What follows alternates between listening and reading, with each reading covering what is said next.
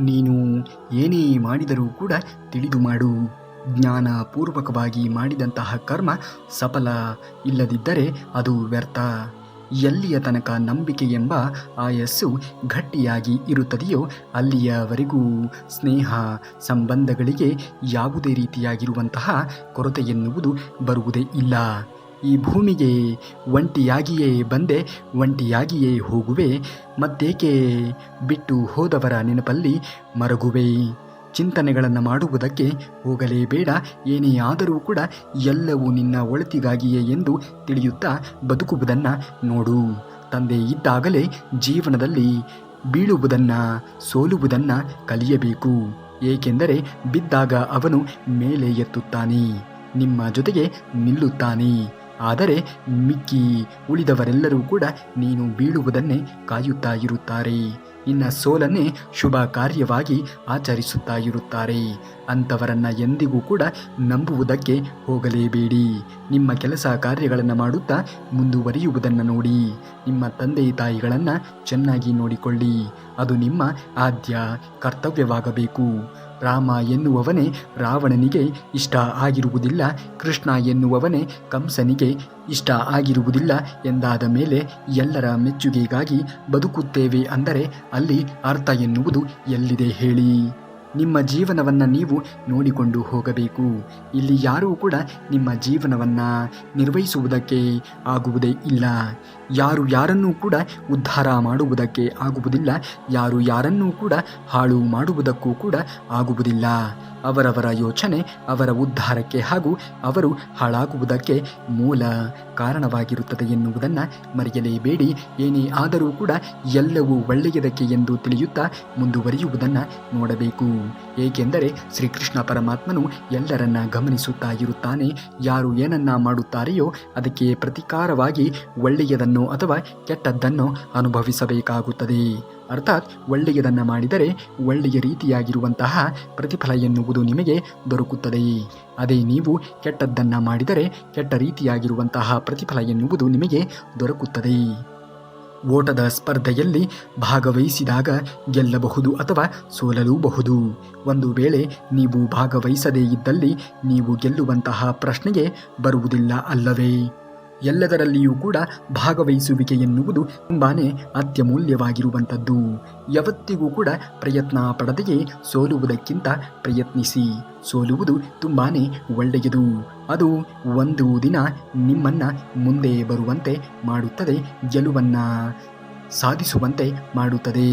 ಅತಿಯಾಗಿ ಸುಲಭವಾಗಿ ಇರುತ್ತದೆ, ಆದರೆ ನೀವು ಪ್ರಯತ್ನವನ್ನು ಪಟ್ಟಾಗ ಮಾತ್ರ. ಜೀವನದಲ್ಲಿ ಏನು ಬೇಕಾದರೂ ಕೂಡ ಸಾಧಿಸಿ ತೋರಿಸಬಹುದು, ಆದರೆ ನಿರಂತರವಾಗಿ ಶ್ರಮ ಪಡುವಂತಹ ಗುಣ ಬೆಳೆಸಿಕೊಂಡಾಗ ಮಾತ್ರ. ಯಾರೋ ಏನೋ ಹೇಳುತ್ತಿದ್ದಾರೆ ಎಂದು ತಲೆಯನ್ನು ಕೆಡಿಸಿಕೊಳ್ಳುವುದಕ್ಕೆ ಹೋಗಬೇಡಿ. ಮಾಡುತ್ತಿರುವಂತಹ ಕೆಲಸವನ್ನು ಮಾಡುತ್ತಾ ಮುಂದುವರಿಯುವುದನ್ನು ನೋಡಿ. ಶ್ರೀಕೃಷ್ಣ ಪರಮಾತ್ಮನು ಇದ್ದಾನೆ. ಯಾರ ಜೀವನದಲ್ಲಿ ಯಾವ ರೀತಿಯ ಪರಿಣಾಮವನ್ನು ಬೀರುತ್ತಾರೆಯೋ ಅದೇ ರೀತಿಯಾಗಿರುವಂತಹ ಪರಿಣಾಮವನ್ನು ಮತ್ತೊಬ್ಬರು ನಿಮ್ಮ ಜೀವನದಲ್ಲಿ ಬೀರುವಂತೆ ಮಾಡುತ್ತಾನೆ. ನಿಮ್ಮ ಎಲ್ಲ ಸಮಸ್ಯೆಗಳಿಗೆ ಸಹನೆಯ ಕೊರತೆಯೇ ಕಾರಣ. ನಮ್ಮ ಬಹಳ ದೊಡ್ಡ ಸಮಸ್ಯೆ ಇನ್ನೂ ಸಮಯ ಇದೆ ಅಂತ ನಮಗೆ ನಾವೇ ಅಂದುಕೊಳ್ಳುವುದು. ಸಮಯದಷ್ಟು ವೇಗವಾಗಿ ಯಾವುದೂ ಕೂಡ ಹೋಗುವುದಿಲ್ಲ. ಉಳಿದ ಎಲ್ಲವೂ ಕೂಡ ನಿಲ್ಲಬಹುದು, ಆದರೆ ಸಮಯ ಯಾವತ್ತಿಗೂ ಕೂಡ ನಿಲ್ಲುವುದಿಲ್ಲ. ಈ ಸತ್ಯವನ್ನು ಅರಿತು ಜೀವನವನ್ನು ನಿರ್ವಹಿಸುವುದನ್ನು ನೋಡಬೇಕು. ಆಗುವುದೆಲ್ಲ ಒಳ್ಳೆಯದೇ ಆಗುತ್ತದೆ.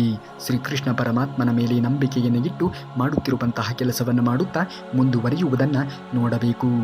ಎಲ್ಲವೂ ಕಳೆದುಕೊಂಡಿದ್ದೇನೆ ಅಂತ ನಿಮಗೆ ಅನಿಸಿದಾಗ ಒಂದು ಕ್ಷಣ ಮರವನ್ನು ನೆನೆಸಿಕೊಳ್ಳಿ. ಏಕೆಂದರೆ ಅದು ಪ್ರತಿ ವರ್ಷ ಮತ್ತೊಮ್ಮೆ ಎಲೆಗಳನ್ನು ಧರಿಸಿಕೊಳ್ಳುವುದಕ್ಕೆ ಆ ಒಂದು ಸಮಯಕ್ಕೋಸ್ಕರ ಪ್ರತಿ ವರ್ಷವೂ ಕೂಡ ಕಾಯುತ್ತಲೇ ಇರುತ್ತದೆ.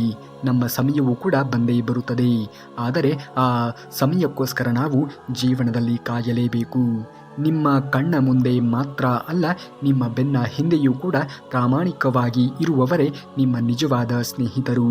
ಕೊಂಕು ಮಾತುಗಳನ್ನು ಆಡುವವರು, ನಿಮ್ಮ ಬೆನ್ನ ಹಿಂದೆ ಮಾತನಾಡುವವರು ಯಾವತ್ತಿಗೂ ಕೂಡ ನಿಮ್ಮ ಸ್ನೇಹಿತರು ಆಗುವುದಕ್ಕೆ ಸಾಧ್ಯವೇ ಇಲ್ಲ. ಜೀವನದಲ್ಲಿ ಎಲ್ಲರಿಗೂ ಕೂಡ ಎಲ್ಲವೂ ಸಿಗುವುದಿಲ್ಲ. ಜೀವನದಲ್ಲಿ ಸಿಕ್ಕಿರುವುದನ್ನೇ ನಮ್ಮ ಕಣ್ಣಿಗೆ ಒತ್ತಿಕೊಂಡು ಇರುವುದನ್ನು ನೋಡಬೇಕು. ಅನ್ಯರ ಸಂತೋಷದಲ್ಲಿ ಪಾಲುದಾರರು ಆಗುವುದು ಮಾತ್ರ ಅಲ್ಲ, ಕಾರಣರೂ ಕೂಡ ಆಗಬೇಕು. ಬೇರೊಬ್ಬರನ್ನ ಪಾಲುದಾರನಾಗಿ ಮಾಡಬೇಕು. ಆದರೆ ಯಾವತ್ತಿಗೂ ಕೂಡ ಇನ್ನೊಬ್ಬರ ನೋವಿಗೆ ನಾವು ಕಾರಣೀಕರ್ತರು ಆಗಲೇಬಾರದು. ಜೀವನದಲ್ಲಿ ಅನ್ಯರ ಬಗ್ಗೆ ಯೋಚನೆಗಳನ್ನು ಮಾಡುತ್ತಾ ಕಾಲವನ್ನು ಕಳೆಯಬೇಡಿ. ಅನ್ಯರ ಮಾತುಗಳನ್ನು ನೀವು ತಲೆಗೆ ಹಚ್ಚಿಕೊಳ್ಳುವುದಕ್ಕೆ ಹೋಗಲೇಬಾರದು. 1000 ಜನರು 1000 ರೀತಿಯಲ್ಲಿ ಮಾತನಾಡುತ್ತಾರೆ. ನಿಮಗೆ ಗೊತ್ತಿರುತ್ತದೆ ನೀವು ಎಂತಹ ವ್ಯಕ್ತಿ ಎಂದು, ನಿಮ್ಮ ಸ್ವಭಾವ ಎಂಥದ್ದು ಎಂದು. ಪ್ರತಿಯೊಂದು ವಸ್ತುವಿಗೂ ಕೂಡ ಅದರದ್ದೇ ಆದಂತಹ ಸೌಂದರ್ಯ ಎನ್ನುವುದು ಇರುತ್ತದೆ. ಆದರೆ ಎಲ್ಲರೂ ಅದನ್ನು ಕಾಣುವುದಿಲ್ಲ. ಸೋಲಿನ ಭಯದಿಂದಲೇ ಬದುಕುವವರು ಗೆಲುವಿನ ಮಹಾ ಸಂಭ್ರಮವನ್ನು ಅನುಭವಿಸುವ ಅವಕಾಶದಿಂದ ವಂಚಿತರಾಗಿರುತ್ತಾರೆ. ಗೆಲುವು ಬೇಕಾದರೆ ಭಯದಿಂದ ಮೊದಲು ಮುಕ್ತರಾಗಬೇಕು. ಜೀವನದಲ್ಲಿ ಯಶಸ್ಸನ್ನು ಕಾಣಬೇಕು. ಅಂದಾಗ ಮಾತ್ರ ಜೀವನದಲ್ಲಿ ಮುಂದೆ ಬರುವುದಕ್ಕೆ ಸಾಧ್ಯವಾದೀತು. ಈ ಸತ್ಯವನ್ನು ಅರಿತು ಜೀವನವನ್ನು ಮಾಡಿ. ದೇವರು ಇದ್ದಾನೆ, ಯಾರಿಗೆ ಏನನ್ನ ಕರುಣಿಸಬೇಕೋ ಅದನ್ನೇ ಕರುಣಿಸುತ್ತಾನೆ. ಈ ಮಾತನ್ನು ಎಂದಿಗೂ ಕೂಡ ಯಾರಿಗೂ ಹೇಳಬೇಡಿ. ಇಂದು ನಿನ್ನಿಂದ ಆಗಲ್ಲ ಅಂತ ನಿಮಗೆ ನೀವೇ ಅಂದುಕೊಳ್ಳುವುದನ್ನು ಮೊದಲು ಬಿಟ್ಟು ಬಿಡಿ. ಯಾವುದೇ ಕೆಲಸ ಮಾಡಬೇಕಾದರೂ ಕೂಡ ಪ್ರತಿಫಲದ ನಿರೀಕ್ಷೆ ಎನ್ನುವುದು ಯಾವತ್ತಿಗೂ ಕೂಡ ಮಾಡುವುದಕ್ಕೆ ಹೋಗಬೇಡಿ. ಸುತ್ತಮುತ್ತಲೂ ಕೂಡ ಇರುವವರು ನಮ್ಮ ಸಂಬಂಧಿಕರೇ ಆದರೂ ಕೂಡ ನಮ್ಮ ಸೋಲಿಗಾಗಿ ಕಾದು ಕುಳಿತಿರುವಂತಹ ಹಿತಶತ್ರುಗಳೇ ಆಗಿರುತ್ತಾರೆ ಎನ್ನುವುದನ್ನು ಮರೆಯಲೇಬೇಡಿ. ಖಂಡಿತವಾಗಿಯೂ ಕೂಡ ನಿಮ್ಮ ಜೀವನದಲ್ಲಿ ಒಳ್ಳೆಯ ಸಮಯ ಎನ್ನುವುದು ಬಂದೇ ಬರುತ್ತದೆ. ಮಾಡುತ್ತಿರುವಂತಹ ಕೆಲಸವನ್ನು ಮಾಡುತ್ತಾ ಮುಂದುವರಿಯುವುದನ್ನು ನೋಡಿ. ದೇವರು ಶ್ರೀಕೃಷ್ಣ ಪರಮಾತ್ಮನು ಇದ್ದಾನೆ. ಅವನು ಎಲ್ಲವನ್ನೂ ಕೂಡ ಗಮನಿಸುತ್ತಾ ಇದ್ದಾನೆ. ಸಮುದ್ರದ ಅಲೆಗಳು ಮನುಷ್ಯನ ಆಸೆಗಳಂತೆ ಒಂದರ ಮೇಲೆ ಒಂದು ಅಪ್ಪಳಿಸಿ ಬರುತ್ತಲೇ ಇರುತ್ತದೆ. ಆದರೆ ಯಾವುದೂ ಕೂಡ ನಮ್ಮ ಜೀವನದಲ್ಲಿ ಶಾಶ್ವತವಾಗಿ ಉಳಿಯುವುದಕ್ಕೆ ಸಾಧ್ಯವೇ ಇಲ್ಲ. ನಮ್ಮ ಬಳಿ ಹಣ ಎಷ್ಟು ಇರುತ್ತದೆ ಅಂತ ಲೆಕ್ಕವನ್ನು ನಾವು ಹಾಕಬಹುದು. ಆದರೆ ನಮ್ಮ ಬಳಿಯಲ್ಲಿ ಸಮಯ ಎಷ್ಟು ಇದೆ ಅಂತ ಲೆಕ್ಕವನ್ನು ಹಾಕುವುದಕ್ಕೆ ಅದು ಸಾಧ್ಯವೇ ಇಲ್ಲ. ಜೀವನದಲ್ಲಿ ಮಾಡಬೇಕಾಗಿರುವಂತಹ ಕೆಲಸವನ್ನು ಮಾಡುತ್ತಾ ಮುಂದುವರಿಯುವುದನ್ನು ನೋಡಬೇಕು. ಸಮಯ ಸಂದರ್ಭ ಎನ್ನುವುದು ನಮ್ಮ ಪ್ರಾಮಾಣಿಕವಾಗಿರುವಂತಹ ಪ್ರಯತ್ನಕ್ಕೆ ಯಾವ ಹಂತವನ್ನು ನಮಗೆ ತಲುಪಿಸಬೇಕೋ ಆ ಹಂತವನ್ನು ತಲುಪಿಸಿಯೇ ತಲುಪಿಸುತ್ತದೆ ಎನ್ನುವುದನ್ನು ಮರೆಯಲೇಬೇಡಿ. ಹಾಗಾಗಿ ಪ್ರತಿ ಕ್ಷಣದ ಸದ್ಬಳಕೆ ಎನ್ನುವುದು ತುಂಬಾ ಮುಖ್ಯವಾಗಿರುವಂಥದ್ದು. ಬದುಕೇ ಒಂದು ರೀತಿಯ ಪ್ರಯೋಗ ಇದ್ದ ಹಾಗೆ. ಯಾರು ಹೆಚ್ಚು ಹೆಚ್ಚು ರೀತಿಯ ಪ್ರಯೋಗಗಳನ್ನು ಮಾಡುತ್ತಾ ಹೋಗುತ್ತಾರೆಯೋ ಅವರು ಬದುಕಿನಲ್ಲಿ ಗೆದ್ದೇ ಗೆಲ್ಲುತ್ತಾರೆ. ಈ ಜೀವನ ಎನ್ನುವುದೇ ಹಾಗೆ. ಪ್ರಯೋಗವನ್ನು ಮಾಡುವುದನ್ನು ನಾವು ಕಲಿತುಕೊಂಡಾಗ ಮಾತ್ರ ಬದುಕಿನಲ್ಲಿ ಮುಂದೆ ಬರುವುದಕ್ಕೆ ಸಾಧ್ಯವಾದೀತು. ಈ ಸತ್ಯವನ್ನು ಅರಿತು ಜೀವನವನ್ನು ಮಾಡುವುದನ್ನು ನೋಡಿ. ನೀವು ಸತ್ಯವನ್ನು ಹೇಳಲು ಅಭ್ಯಾಸವನ್ನು ಮಾಡಿಕೊಂಡರೆ ಭಗವಂತನಿಗೂ ಕೂಡ ಹೆದರುವಂತಹ ಅವಶ್ಯಕತೆಯೇ ಇಲ್ಲ. ಸುಳ್ಳನ್ನು ಹೇಳಲು ಪ್ರಾರಂಭಿಸಿದರೆ ನಿಮಗೆ ನೀವೇ ಹೆದರಿ ಬದುಕಬೇಕಾಗುತ್ತದೆ. ಜೀವನದಲ್ಲಿ ಮೊಟ್ಟ ಮೊದಲು ಕೆಟ್ಟ ವ್ಯಕ್ತಿಗಳನ್ನು ನಂಬಿ ಮೋಸ ಹೋಗಿರುತ್ತೇವೆ. ನಂತರ ಒಳ್ಳೆಯ ವ್ಯಕ್ತಿಗಳು ಸಿಕ್ಕಾಗ ನಂಬುವುದನ್ನೇ ಬಿಟ್ಟು ಬಿಡುತ್ತೇವೆ. ಜೀವನದಲ್ಲಿ ಯಾರು ಒಳ್ಳೆಯವರು ಯಾರು ಕೆಟ್ಟವರು ಎನ್ನುವುದನ್ನು ನಾವು ನಿರ್ಧರಿಸುವುದರಲ್ಲಿಯೇ ಅರ್ಧ ಸಮಯವನ್ನು ಕಳೆದಿರುತ್ತೇವೆ. ಆದರೆ ವ್ಯಕ್ತಿ ಇಂಥವನು ಎಂದು ಗೊತ್ತಾದ ಮೇಲೆ ಆ ವ್ಯಕ್ತಿಯೊಂದಿಗೆ ಮುಂದೆ ಸಂಬಂಧವನ್ನು ಮುಂದುವರಿಸಬೇಕಾ ಅಥವಾ ಬಿಟ್ಟು ಬಿಡಬೇಕಾ ಎನ್ನುವುದು ನಿಮಗೆ ಬಿಟ್ಟಂತಹ ವಿಚಾರವಾಗಿರುತ್ತದೆ. ತಪ್ಪು ಮಾಡಿದಾಗ ನಿಮ್ಮ ತಪ್ಪುಗಳನ್ನು ಒಪ್ಪಿಕೊಳ್ಳಿ. ನೀವು ತಪ್ಪು ಒಪ್ಪಿಕೊಳ್ಳುವುದರಿಂದ ನಿಮಗೆ ಅವಮಾನ ಆಗುವುದೇ ಇಲ್ಲ.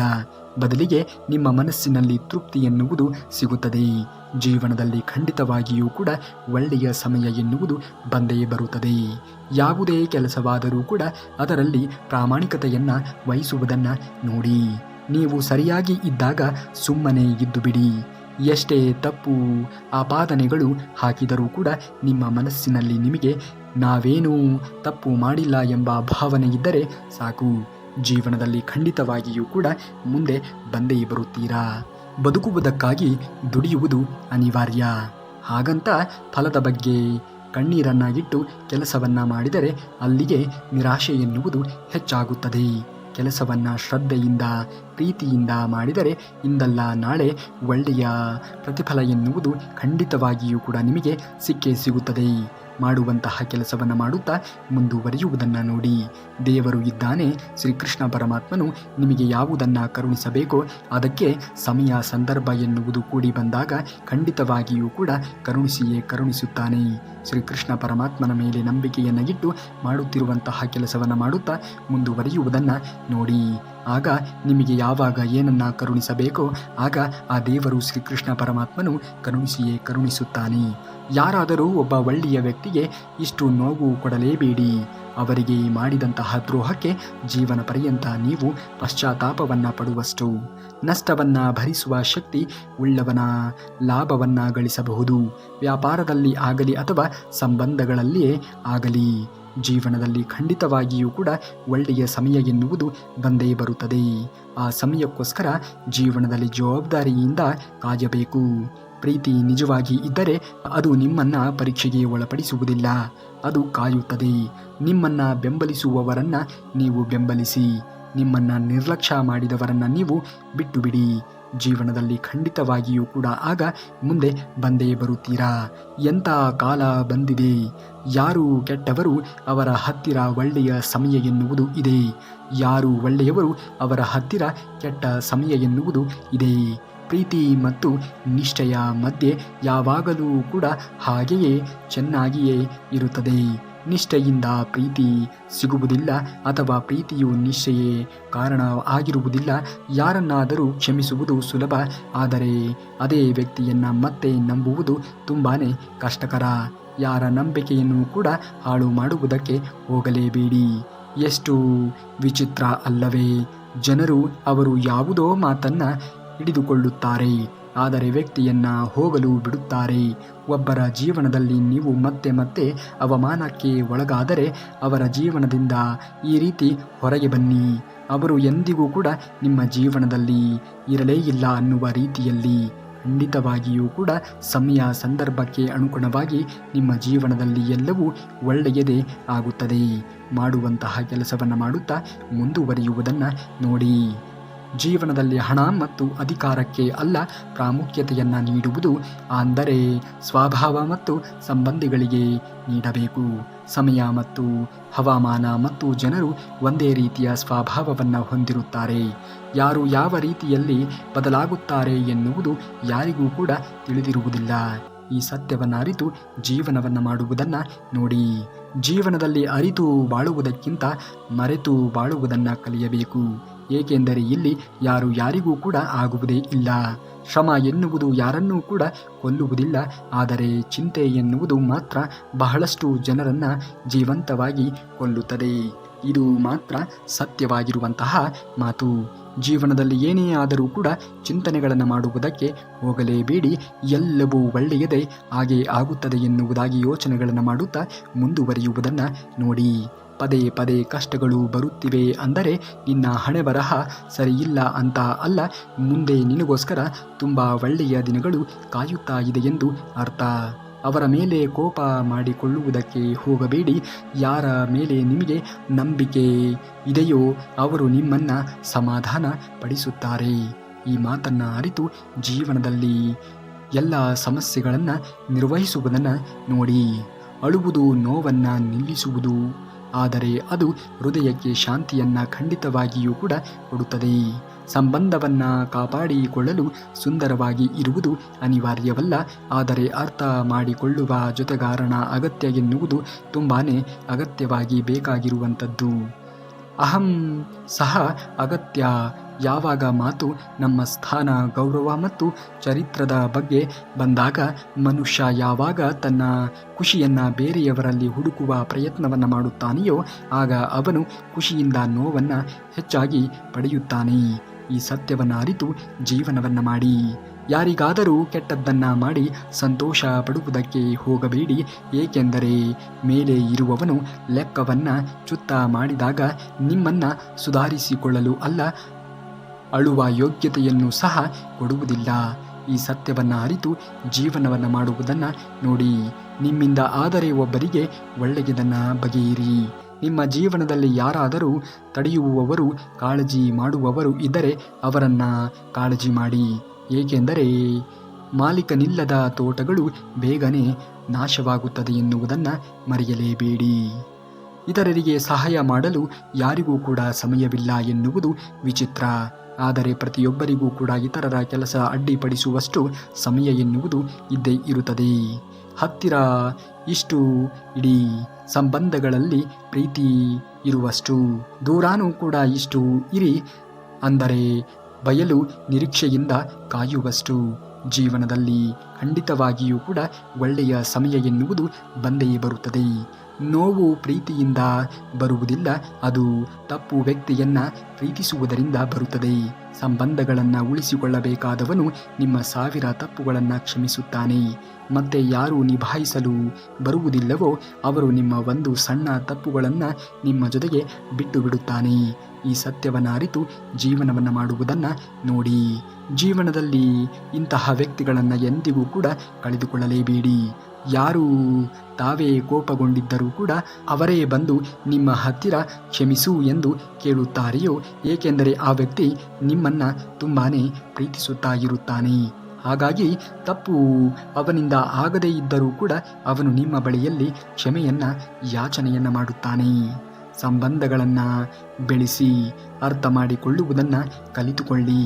ಒಂದು ನಿಮಿಷ ನೆನಪಿಡಿ, ಯಾರಾದರೂ ಒಂದು ಕೈಯಿಂದ ಕಸಿದುಕೊಳ್ಳಬಹುದು, ಆದರೆ ನಿಮ್ಮ ಅದೃಷ್ಟದಿಂದ ಅಲ್ಲ.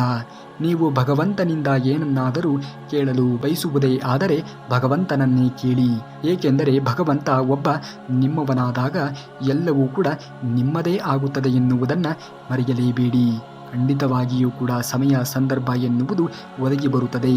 ಪುಸ್ತಕವಿಲ್ಲದೆ ಯಾವ ಪಾಠವನ್ನು ಕಲಿಯುತ್ತೇವೆಯೋ ಅದನ್ನೇ ಜೀವನ ಎನ್ನುತ್ತೇವೆ. ನಿಂದಿಸುವುದು ಆಕಾಶಕ್ಕೆ ಎಸೆದ ಕಲ್ಲಿನಂತೆ, ಅದು ಮತ್ತೆ ಹಿಂತಿರುಗಿ ಅವರ ಮೇಲೆಯೇ ಬೀಳುತ್ತದೆ. ಯಾರು ಅದನ್ನು ಎಸೆದಿರುತ್ತಾರೆಯೋ ಕೆಲವೊಮ್ಮೆ ಒಳ್ಳೆಯವರ ಹುಡುಕಾಟದಲ್ಲಿ ಅತ್ಯುತ್ತಮವಾಗಿರುವಂತಹ ವಸ್ತುವನ್ನೇ ನಾವು ಕಳೆದುಕೊಂಡು ಬಿಟ್ಟಿರುತ್ತೇವೆ. ಜೀವನದಲ್ಲಿ ಖಂಡಿತವಾಗಿಯೂ ಕೂಡ ಮಾಡುವಂತಹ ಕೆಲಸವನ್ನು ಮಾಡುತ್ತಾ ಮುಂದುವರಿಯುವುದನ್ನು ನೋಡಿ. ಯಾರಿಗೂ ಕೂಡ ಕೆಟ್ಟದ್ದನ್ನು ಬಯಸುವುದಕ್ಕೆ ಹೋಗಲೇಬೇಡಿ. ಒಳ್ಳೆಯವರ ಹಿಂದೆ ಯಾರೂ ಕೂಡ ಹೋಗುವುದಿಲ್ಲ, ಕೆಟ್ಟವರ ಹಿಂದೆ ಎಲ್ಲರೂ ಓಡಿ ಹೋಗುತ್ತಾರೆ. ನಿಮ್ಮನ್ನು ನೀವು ವಿಶೇಷವೆಂದು ಪರಿಗಣಿಸಿ ಬದುಕಲು ಪ್ರಾರಂಭಿಸಿ. ಏಕೆಂದರೆ ದೇವರು ಇಲ್ಲಿ ಏನನ್ನ ನಿಷ್ಪ್ರಯೋಜಕವನ್ನಾಗಿ ಸೃಷ್ಟಿ ಮಾಡಿಲ್ಲ. ಎಲ್ಲದರ ಹಿಂದೆ ಒಂದು ಸತ್ಯ ಎನ್ನುವುದು ಇದ್ದೇ ಇರುತ್ತದೆ. ಯಾವ ತಪ್ಪುಗಳಿಗೆ ಕ್ಷಮೆ ಕೇಳುವ ಸಮಯ ಮೀರಿ ಹೋಗಿರುತ್ತೇವೆಯೋ ಆ ತಪ್ಪುಗಳು ತುಂಬಾ ನೋವನ್ನು ಕೊಡುತ್ತದೆ. ಒಬ್ಬರ ಹತ್ತಿರ ತುಂಬ ಹತ್ತಿರವಾಗುವುದಕ್ಕೆ ಹೋಗಬೇಡಿ. ಅವರಿಗೆ ನೀವು ದೂರ ಇದ್ದರೆ ಒಳ್ಳೆಯದು ಎನಿಸುವಷ್ಟು. ಜೀವನದಲ್ಲಿ ಯಾರಿಗೂ ಕೂಡ ನೀವು ಭಾರ ಆಗುವುದಕ್ಕೆ ಹೋಗಲೇಬಾರದು. ಸಮಯ ಯಾವತ್ತಿಗೂ ಕೂಡ ಒಂದೇ ರೀತಿಯಾಗಿ ಇರುವುದಿಲ್ಲ. ಯಾರು ಬೇರೆಯವರನ್ನ ಸುಖ ಸುಮ್ಮನೆ ಅಳಿಸುತ್ತಾರೆಯೋ ಅವರು ಒಂದಲ್ಲ ಒಂದು ದಿನ ಅಳಲೇಬೇಕು. ಜೀವನದಲ್ಲಿ ಎಲ್ಲರೂ ಒಳ್ಳೆಯ ಗೆಳೆಯ ಮತ್ತು ಸಂಬಂಧಿಕರಾಗಿ ಬದುಕುವುದಿಲ್ಲ. ಕೆಲವೊಮ್ಮೆ ಪಾಠವಾಗಿಯೂ ಕೂಡ ಬರುತ್ತಾರೆ, ಪಾಠವನ್ನು ಕೂಡ ಕಲಿಸಿ ಹೋಗುತ್ತಾರೆ. ಹೆಂಡತಿಗೆ ಹಾರಾಡಲು ರೆಕ್ಕೆಯ ಅವಶ್ಯಕತೆ ಇಲ್ಲ, ಗಂಡನ ಸಾಮೀಪ್ಯ ಅರ್ಥ ಮಾಡಿಕೊಳ್ಳುವ ಮನಸ್ಸಿನ ಅವಶ್ಯಕತೆ ಇದೆ. ಜೀವನ ಕೊನೆಯ ನಿಲ್ದಾಣ ಈಶ್ವರನ ಮನೆಯಿಂದ ಎಂದು ಹೇಳುತ್ತಾರೆ. ಅದಕ್ಕೆ ಏನಾದರೂ ಒಳ್ಳೆಯದನ್ನು ಮಾಡಿ. ಒಬ್ಬರ ಮನೆಗೆ ಹೋಗಬೇಕಾದರೆ ಖಾಲಿ ಕೈಯಲ್ಲಿ ಹೋಗಬಾರದು. ಖಾಲಿ ಕೈಯಲ್ಲಿ ಹೋದರೆ ನಮ್ಮನ್ನು ನೋಡುವಂತಹ ದೃಷ್ಟಿ ಬೇರೆಯದ್ದೇ ಆಗಿರುತ್ತದೆ. ನಿಮ್ಮ ದೃಷ್ಟಿಯನ್ನು ನೀವು ಏನು ಪಡೆದುಕೊಳ್ಳಬೇಕು ಎನ್ನುತ್ತೀರೋ ಅದರ ಮೇಲೆ ಇಡಿ, ಯಾವುದು ಕಳೆದು ಹೋಗಿರುತ್ತದೆಯೋ ಅದರ ಮೇಲೆ ಅಲ್ಲ. ಒಂದು ನೆನಪಿನಲ್ಲಿ ಇಟ್ಟುಕೊಳ್ಳಿ, ನಾವು ಯಾರಿಗೇ ಆಗಲಿ ಒಂದು ಸಮಯದವರೆಗೆ ಅಷ್ಟೇ ನಾವು ವಿಶೇಷವಾಗಿರುವಂತಹ ವ್ಯಕ್ತಿ ಅನಿಸುತ್ತೇವೆ. ಆ ಸಮಯ ಎನ್ನುವುದು ಕಳೆದು ಹೋದ ಮೇಲೆ ನಾವು ಅವರಿಗೆ ಭಾರವಾಗಿರುತ್ತೇವೆ. ಒಮ್ಮೆ ನಮ್ಮ ಮೇಲೆ ಅವರು ಕುತೂಹಲವನ್ನು ಇಟ್ಟುಕೊಳ್ಳುವುದನ್ನು ನಿಲ್ಲಿಸಿದರು ಎಂದರೆ ನಮ್ಮನ್ನು ಅವರು ದೂರ ಇಡಲು ಶುರು ಮಾಡುತ್ತಾರೆ ಎಂದು ಅರ್ಥ. ಮನುಷ್ಯ ತಾನಾಗಿಯೇ ಮೌನಕ್ಕೆ ಶರಣಾಗುವುದಿಲ್ಲ. ಆತ ಒಳಗಿನೊಂದಿಗೆ ಯಾರಾದರೂ ವಿಷಯಕ್ಕೆ ಹೊರಗಿರುತ್ತಾನೆ. ಈಗ ಕೈಯಲ್ಲಿ ಕಲ್ಲು ಎತ್ತಿ ಒಡೆಯಬೇಕೆಂದೇನೂ ಕೂಡ ಇಲ್ಲ. ಒಡೆಯುವವರು ನಾಲಿಗೆಯಿಂದಲೇ ಹೃದಯವನ್ನು ಒಡೆದು ಹಾಕುತ್ತಾರೆ ಎನ್ನುವುದನ್ನು ನೀವು ಎಂದಿಗೂ ಕೂಡ ಜೀವನದಲ್ಲಿ ಮರೆಯುವುದಕ್ಕೆ ಹೋಗಲೇಬೇಡಿ. ನಿಮ್ಮಿಂದ ಏನಾದರೂ ತಪ್ಪಾದರೆ ಮುಂದೆ ಇರುವವರು ನ್ಯಾಯಾಧೀಶರಾಗಿ ನಿರ್ಣಯವನ್ನು ಹೇಳಲು ಶುರು ಮಾಡಿಬಿಡುತ್ತಾರೆ. ತಾವು ತಪ್ಪು ಮಾಡಿದಾಗ ವಕೀಲರಾಗಿ ತಿದ್ದಿ ಹೇಳುತ್ತಾರೆ. ಯಾರಿಗೆ ನಾವು ಸಲೀಸಾಗಿ ಸಿಕ್ಕಿ ಬಿಡುತ್ತೇವೆಯೋ ಅವರಿಗೆ ನಾವು ಕೆಲಸಕ್ಕೆ ಬಾರದವರ ಹಾಗೆ ನಾವು ಆಗಿಬಿಡುತ್ತೇವೆ. ನಿಮ್ಮನ್ನು ಕೆಲಸಕ್ಕೆ ಬಾರದವರು ಎಂದು ಕೊಳ್ಳುವಷ್ಟು ನಿಮ್ಮ ಸಮಯವನ್ನು ಯಾರಿಗೂ ಕೂಡ ಕೊಡಬೇಡಿ. ಜಗತ್ತಿಗೆ ತೋರಿಸುವ ಸಲುವಾಗಿ ಸಂಬಂಧವನ್ನು ಬೆಳೆಸುವುದು ಸಂಬಂಧವಲ್ಲ, ಹೃದಯದಿಂದ ಸಂಬಂಧವನ್ನು ನಿಭಾಯಿಸುವುದೇ ನಿಜವಾದ ಸಂಬಂಧ. ಈ ಸತ್ಯವನ್ನು ಅರಿತು ಜೀವನವನ್ನು ಮಾಡುವುದನ್ನು ನೋಡಿ. ನಾವು ಎಲ್ಲರನ್ನ ನಮ್ಮವರೆಂದುಕೊಳ್ಳುತ್ತೇವೆ, ಆದರೆ ಇಲ್ಲಿ ಯಾರು ಯಾವಾಗ ನಮ್ಮವರಾಗಿ ಉಳಿಯಲು ಸಾಧ್ಯವೇ ಇಲ್ಲ. ನಮ್ಮಿಂದ ಎಲ್ಲರೂ ದೂರವಾಗಿ ಎಲ್ಲ ಕನಸುಗಳು ನುಚ್ಚು ನೂರಾದಾಗ ನಿದ್ರೆಯ ಮಾತ್ರೆಯು ಯಾವ ಕೆಲಸಕ್ಕೂ ಕೂಡ ಬರುವುದೇ ಇಲ್ಲ. ಮೋಸ ಹೋದವರಿಗೆ ಸಮಯದ ಜೊತೆ ಮನಃಶಾಂತಿ ಸಿಗುತ್ತದೆ, ಆದರೆ ಮೋಸ ಮಾಡಿದವರಿಗೆ ಯಾವತ್ತೂ ಕೂಡ ಮನಃಶಾಂತಿ ಎನ್ನುವುದು ಸಿಗುವುದೇ ಇಲ್ಲ. ಮೌನವಾಗಿ ಪ್ರೀತಿ ಮಾಡುವವರು ಜೀವನ ಪೂರ್ತಿ ನಿಭಾಯಿಸಿಕೊಂಡು ಹೋಗುತ್ತಾರೆ. ಜೀವನದಲ್ಲಿ ಪ್ರೀತಿಯನ್ನು ಹಂಚಿ, ನಿಮಗೂ ಕೂಡ ಪ್ರೀತಿಯು ಸಿಕ್ಕೇ ಸಿಗುತ್ತದೆ. ಶತ್ರುಗಳು ಯಶಸ್ವಿಯಾಗಲು ಕಾರಣ ಅವರ ಹಿಂದೆ ನಮ್ಮವರ ಕೈವಾಡ ಇದ್ದಾಗ ಮಾತ್ರ. ಎಲ್ಲರನ್ನ ಕ್ಷಮಿಸಲು ಬರುತ್ತದೆ, ಆದರೆ ಮತ್ತೆ ಹೃದಯದಲ್ಲಿ ಸ್ಥಾನ ಕೊಡಲು ಸಾಧ್ಯವೇ ಇಲ್ಲ. ಮನುಷ್ಯ ಎಷ್ಟು ವಿಚಿತ್ರ ಅಂದರೆ ನಾವು ತೋರಿಸುವಂತಹ ಕಷ್ಟಗಳಿಗೆ ದುಃಖಿಸುತ್ತಾರೆ, ಆದರೆ ಜೀವನದಲ್ಲಿ ಬೇರೆಯವರ ಕಷ್ಟಗಳನ್ನು ನಾಟಕ ಎಂದು ಕೊಳ್ಳುತ್ತಾರೆ. ಜೀವನದಲ್ಲಿ ಎಲ್ಲವನ್ನ ನಿಭಾಯಿಸಿಕೊಂಡು ಹೋಗುವುದನ್ನು ನೋಡಬೇಕು. ಸಮಯ ಸಂದರ್ಭ ಎನ್ನುವುದು ಒಂದೇ ರೀತಿಯಾಗಿ ಇರುತ್ತದೆ ಎಂದು ಯಾರೂ ಕೂಡ ಹೇಳುವುದಕ್ಕೆ ಅಸಾಧ್ಯ. ಯಾರಿಗೆ ತಿಳಿದಿರುತ್ತದೆಯೋ ಒಂಟಿತನ ಅಂದರೆ ಏನು ಅಂತ, ಅಂಥವರು ಯಾವಾಗಲೂ ಕೂಡ ಬೇರೆಯವರಿಗಾಗಿ ಮುಂದುವರಿಯುತ್ತಾರೆ. ಎಲ್ಲರ ನಿಜ ಬಣ್ಣದ ಬಗ್ಗೆ ಅರಿವಿದೆ ನಮಗೆ. ಮೌನವಾಗಿ ಇದ್ದೇವೆ, ಖಂಡಿತವಾಗಿಯೂ ಕೂಡ ಕುರುಡರಲ್ಲ. ಯಾರಿಗೆ ನೀವು ದಿನಪೂರ್ತಿ ಸಿಗುವ ಹಾಗೆ ಇರುತ್ತೀರಿಯೋ ಅವರಿಗೆ ನಿಮ್ಮ ಬೆಲೆ ಎಂದಿಗೂ ಕೂಡ ಅರ್ಥವೇ ಆಗುವುದಿಲ್ಲ. ಜೀವನದಲ್ಲಿ ಸ್ವಲ್ಪ ಅಂತರವನ್ನು ಕಾಯ್ದುಕೊಳ್ಳಬೇಕಾಗಿರುವುದು ತುಂಬಾ ಮುಖ್ಯವಾಗಿರುವಂಥದ್ದು. ಸತ್ಯವು ಯಾವಾಗಲೂ ಕೂಡ ಅಪಹಾಸ್ಯವಾಗಿಯೇ ಕಾಣುತ್ತದೆ. ಎಲ್ಲರೂ ಸುಳ್ಳನ್ನೇ ಪ್ರಶಂಸೆಗೆ ಒಳಪಡಿಸುತ್ತಾರೆ. ದೊಡ್ಡತನ ಎನ್ನುವುದು ಎಂತಹ ಗುಣವೆಂದರೆ ಅಧಿಕಾರದಿಂದ ಅಲ್ಲ, ಸಂಸ್ಕಾರದಿಂದ ಪ್ರಾಪ್ತಿಯಾಗುತ್ತದೆ. ಕಷ್ಟಗಳು ತುಂಬಾ ಕಾಡಿಸುತ್ತದೆ, ಅಂದರೆ ಏನಾದರೂ ಒಂದು ಪಾಠವನ್ನು ನಮಗೆ ಕಲಿಸುತ್ತದೆ. ಜೀವನದಲ್ಲಿ ಖಂಡಿತವಾಗಿಯೂ ಕೂಡ ನಿಮಗೆ ಒಳ್ಳೆಯ ದಾರಿ ಎನ್ನುವುದು ಸಿಗಲಿ ಎಂದು ಹರಿಸುತ್ತಾ, ನೀವೇನಾದರೂ ಶ್ರೀಕೃಷ್ಣ ಪರಮಾತ್ಮನ ಭಕ್ತರೇ ಆಗಿದ್ದರೆ ತಪ್ಪದೇ ಈ ವಿಡಿಯೋಗೆ ಒಂದು ಲೈಕನ್ನು ಮಾಡಿ ಹಾಗೂ ಚಾನಲ್ನ ಸಬ್ಸ್ಕ್ರೈಬ್ ಮಾಡಿಕೊಳ್ಳಿ. ಈ ವಿಡಿಯೋಗೆ ತಪ್ಪದೇ ಒಂದು ಹೈಪ್ ಮಾಡೋದನ್ನು ಮಾತ್ರ ಮರೆಯಬೇಡಿ ಎಂದು ಹೇಳುತ್ತಾ ಸಿಗುತ್ತೇನೆ ನಾಳೆಯ ಶ್ರೀಕೃಷ್ಣ ಪರಮಾತ್ಮನ ಮತ್ತಷ್ಟು ವಚನಾಮೃತದೊಂದಿಗೆ. ಅಲ್ಲಿಯವರೆಗೆ ಧನ್ಯವಾದ.